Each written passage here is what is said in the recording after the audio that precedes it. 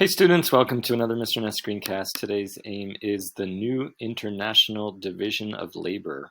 And here are your objectives. Please pause the video, look these questions over, and get ready to copy some vocab terms and take some notes.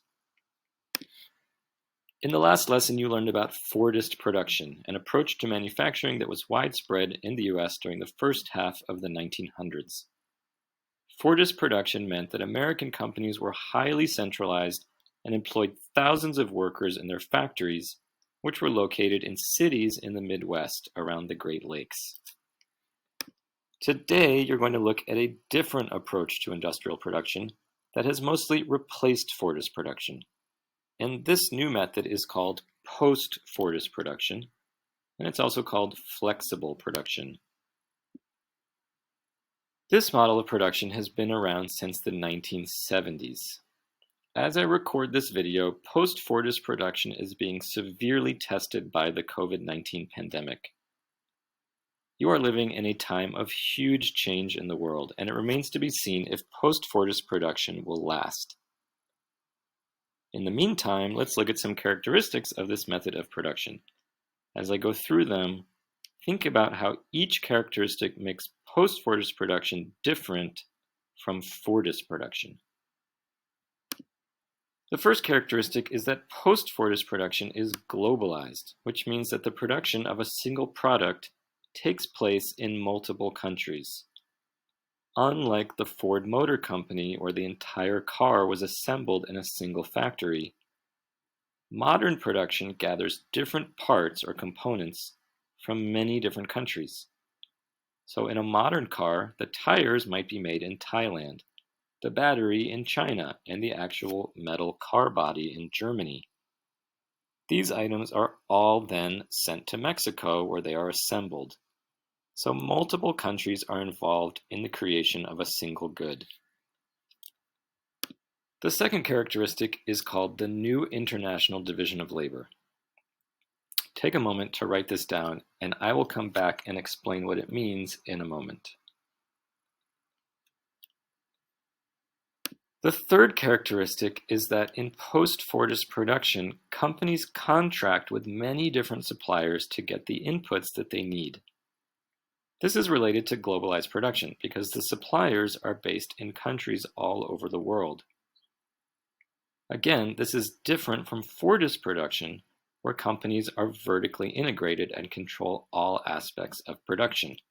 Remember, Henry Ford owned his own coal mines as well as all the other inputs that went into his cars.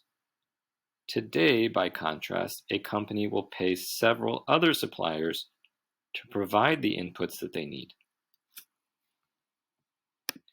By using different suppliers, companies can make quick changes to their production.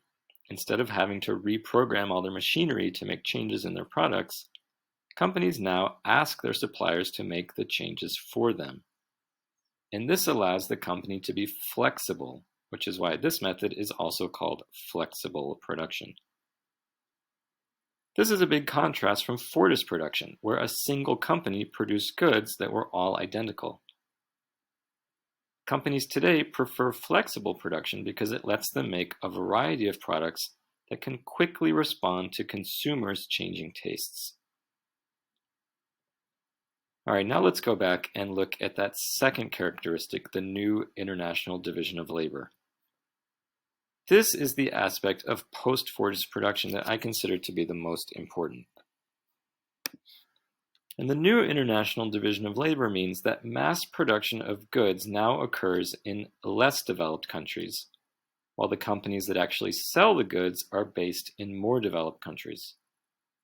So while the factories are in poor countries, the corporate headquarters, where the research and development takes place, are located in rich countries. If you look at an iPhone, you see these words on the back: designed by Apple in California, assembled in China. And this perfectly sums up the new International Division of Labor. Product design, which is a quaternary sector job, is done in the US, a developed country. But the actual production of the phone, which is a secondary sector job, takes place in China, a developing country. So this is another difference from Fordist production, where everything was based in the MDCs. The Ford Motor Company had its headquarters and its factories in the US. Here's one more example. The picture on the left shows the Nike corporate headquarters, a beautiful campus in Seattle, Washington. And the picture on the right shows the production of Nike shoes at a factory in Vietnam. The new International Division of Labor results in offshoring, which is when companies move production to other countries. Companies offshore production mostly because labor costs in foreign countries, especially in LDCs, is much, much cheaper than in the US. You'll look more at the impacts of offshoring in class. Now it's time to review the objectives. If you don't know the answer to any of them, just rewind the video and look again. And I will see you in class. Bye, students.